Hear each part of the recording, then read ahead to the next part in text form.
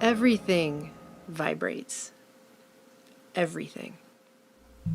Our reality is such that frequencies have a much more profound effect on us than we've been previously led to believe. This basic fundamental fact can no longer be ignored. As technologically advanced as we're constantly told we are these days, there are some technologies that are just now being presented to the public as new when they're not new at all, but have simply been widely suppressed for decades. Things like the new digital neuro headbands that pulse specific electromagnetic frequencies into a person's head to change people's moods, for example. People are buying these now. This is a thing. But it was proven that that type of technology worked decades ago. It has also come out in recent years that frequencies can cure diseases, including cancer. Professor Anthony Holland even gave a TED Talk called Shattering Cancer with Resonant Frequencies a couple years back, where he discussed that specific oscillating pulse electrical fields can destroy everything from cancer cells to MRSA. Over the course of 15 months, we try hundreds and hundreds of frequencies, if not thousands, until we find the magic combination. The answer is you have to have two input frequencies, one low, one high, and the higher frequency must be 11 times the lower. It's what we musicians would call the 11th harmonic. And when we add the 11th harmonic, we begin to shatter microorganisms like a crystal glass. Not that you probably heard about it on the nightly news or anything. As someone pointed out in the comments on his video, phrases like "they hadn't seen anything like it and it seems to be a new phenomenon" made viewers who know about the organized suppression of such technologies since at least the 1930s want to slam their own heads into a wall. If you haven't heard of Dr. Royal Raymond Rife, this is someone who's been referred to by those who personally knew him as a genius. He was a scientist and inventor, and starting in the 20s, he began building a large and very complex microscope capable of magnifying objects 31,000 times, compared with the maybe 1,700 times that were available on standard microscopes in the 30s and 40s. By 1940, he had invented a 2-foot microscope weighing 200 pounds that included 5,682 parts, which enabled him to see viruses and bacteria in a way that no other scientist had at that time. Because these organisms were so tiny, he designed a method of staining them with light. And through this work, he came to understand that living things, including pathogens and viruses and bacteria, have their own frequency or oscillation pattern. And just like a specific musical note can shatter a wine glass if sung at the resonant frequency of the glass, he found specific frequencies could be used when matched up with specific pathogens in order to destroy them. And as he continued to isolate viruses and bacteria and locate their frequencies, he also claimed he discovered the virus responsible for cancer. Using resonance, or what he termed the mortal oscillatory rate of the virus, he was able to kill it in laboratory experiments over and over and over. He completed hundreds of experiments on tumors in rats purposefully infected with the isolated cancer virus before ever attempting to use these frequencies on people. In 1934, he famously tested out his device on 16 terminally ill cancer patients. Out of 16, 14 of them, all but 2, were certified medically cured in just 3 months. Of his treatment, Rife would later write, "With the frequency instrument treatment, no tissue is destroyed, no pain is felt, no noise is audible, and no sensation is noticed. A tube lights up and 3 minutes later the treatment's completed. The virus or bacteria is destroyed, and the body then recovers itself naturally from the toxic effect of the virus or bacteria. Several diseases may be treated simultaneously." His findings were at first widely published. In June of 1940, the LA Times reported, "For organisms too small to be stained, an ingenious illuminating system is used.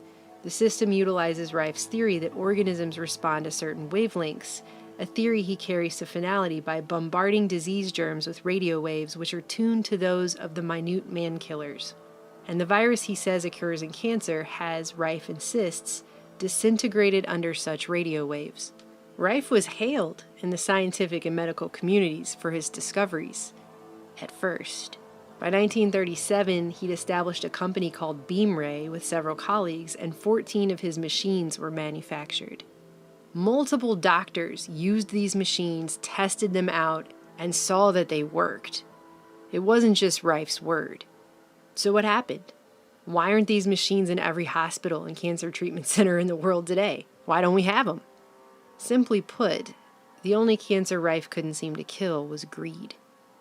Powerful opposition with vested interest in allopathic, that is, the pharmaceutical and surgery-based medicine system, and the still infant cancer treatment called chemotherapy, and medical professionals linked to the Rockefeller Foundation with its deeply entrenched eugenics-based population control agenda, would make absolutely sure that Rife's machines would never be available to the public at large.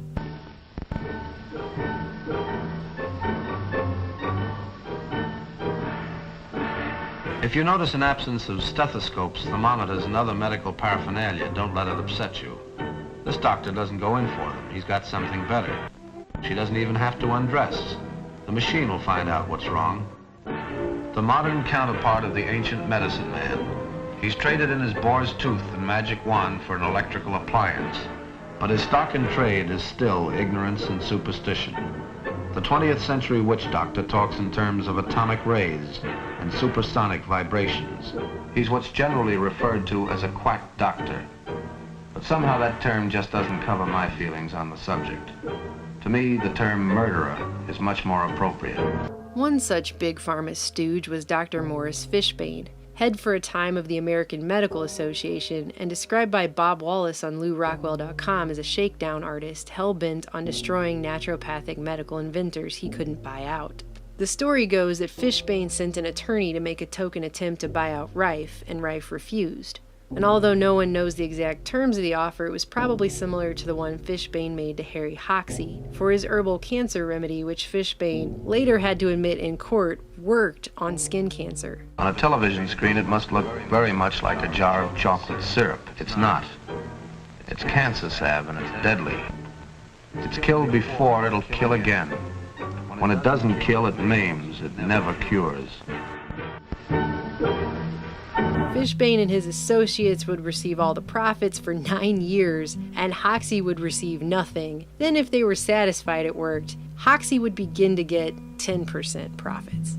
When Hoxsey refused, Fishbane and his political mafia went after him, and they had Hoxsey arrested 125 times in a period of just 16 months. The charges were always based on practicing without a license, and they were always thrown out in court, but Fishbane ended up harassing this Hoxsey guy for 25 years this way. The only good thing that came out of any of it is that the scandal ultimately forced Fishbane to resign.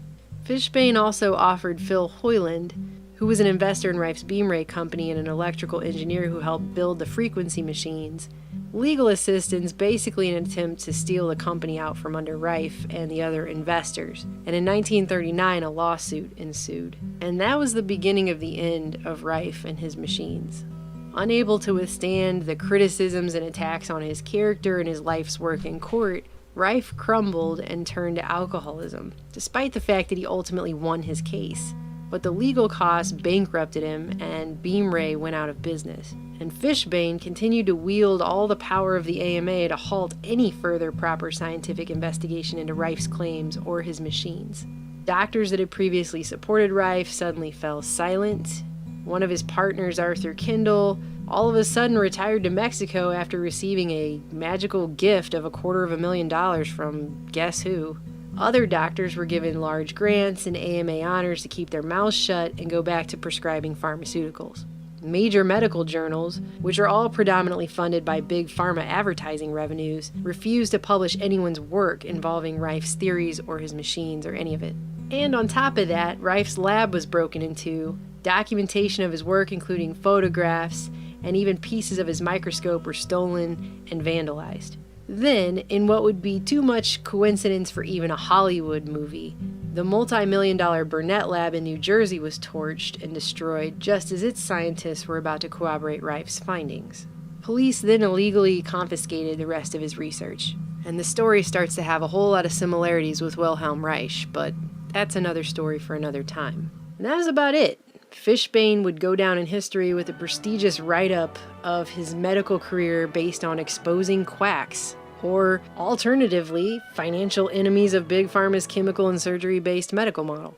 And it wasn't just Fishbane. There was a coordinated effort to ensure that other doctors didn't even attempt to follow in Rife's footsteps. Dr. Cornelius P. Rhodes, an oncologist, Rockefeller Institute alum, and head of the Chemical Warfare Service during the last 2 years of World War II, spent 2 decades from 1939 to 1959 as the head of Memorial Sloan Kettering, the nation's premier chemotherapy advocate, where Rhodes was helping to shape the newly emerging quote-unquote treatment of cancer with chemotherapy. He too prevented other doctors from even attempting to replicate Rife's work, pulling strings to get research funding canceled for those who even dared to try. Rhodes not only prevented Dr. Irene Diller from announcing the discovery of the cancer microorganism to the New York Academy of Sciences in 1950, but he got Dr. Caspi slapped with a nasty IRS investigation and her laboratory funds canceled after she announced a similar discovery in Rome 3 years later in 1953. Rhodes, it should be pointed out, would also go down in history as a potential murderer. In the 1930s, when Rhodes was sent down to Puerto Rico for the Rockefellers' Anemia Commission, he had a drunken night where he returned back to his house to find his car had been vandalized and proceeded to write a disgusting racist confession of both murder and attempted murder by injecting people with cancer to a colleague.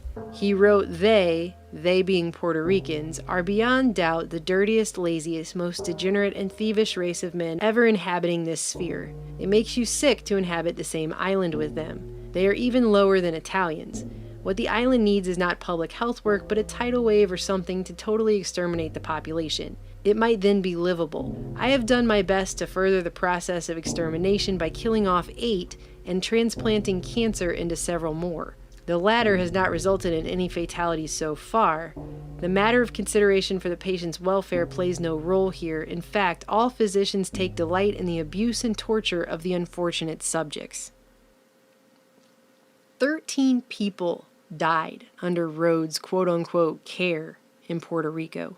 And the Rockefeller public relations firm got into full swing, coming out to say that Rhodes was simply writing a fantastic and playful letter for his own amusement, a satire piece, if you will. Because as we all know, when you're just in a playful mood, that's the kind of letter that you write. Token investigations, including one by the Rockefeller Institute, ensued and claimed there was no evidence that Rhodes had abused or neglected his patients. But as far as history is concerned, you can believe Rhodes' letter hasn't been featured too prominently in his otherwise illustrious biography as a chemotherapy pioneer. To me, the term murderer is much more appropriate. And today, how many people have needlessly died from cancer that could have quickly, painlessly, inexpensively, and easily been cured by Rife technology in the years since his research was purposefully suppressed? It's a horrifying thought. My mother almost died from cancer. She was diagnosed back in 2007, and they gave her a grueling chemotherapy treatment set that included one she later found out wasn't even for the type of cancer she was diagnosed with. They just threw it in, like a little added bonus. And when all was said and done, and her immune system had been utterly destroyed, but her cancer went into remission, the doctors turned around and informed her that it would probably come back in 5 to 10 years. That is not a cure. The reason the average person still believes dangerous and toxic chemotherapy cures cancer today is the same greedy force behind why most people still fuel their cars with gasoline, despite the fact that much more efficient, inexpensive, and environmentally sound alternatives have existed for decades, but have also been suppressed until recently. Greed, however, can't keep the truth hidden from humanity forever, especially those truths which are so fundamentally obvious, and becoming more obvious by the day. It's 2017. How many years have people been donating money to cancer research and running for the cure without so much as a peep from the allopathic medicine system about the cause? Albeit quietly, we now have researchers coming out of the woodwork left and right to verify the power of resonant frequencies to kill viruses and bacteria and diseases, including cancer. 2 doctors in 2014 published a paper in Global Advances in Health and Medicine titled Life Rhythm as a Symphony of Oscillatory Patterns. Electromagnetic energy and sound vibration modulates gene expression for biological signaling and healing. It's a very interesting paper, And in it, they concluded not only chemicals and physical energies like EMFs and sound vibrations, but even our emotions, thoughts, beliefs, and the way we develop our intentions and life rhythms can deeply transform our gene expression patterning at the cellular level. This finding may disclose unexpected chances to develop self-healing processes based on further utilization of this remarkable human potential. The paradigm emerging here moves from a purely biochemical viewpoint based solely upon physical concepts of energy and momentum transfer and their implications for biochemistry to a holistic information-based paradigm.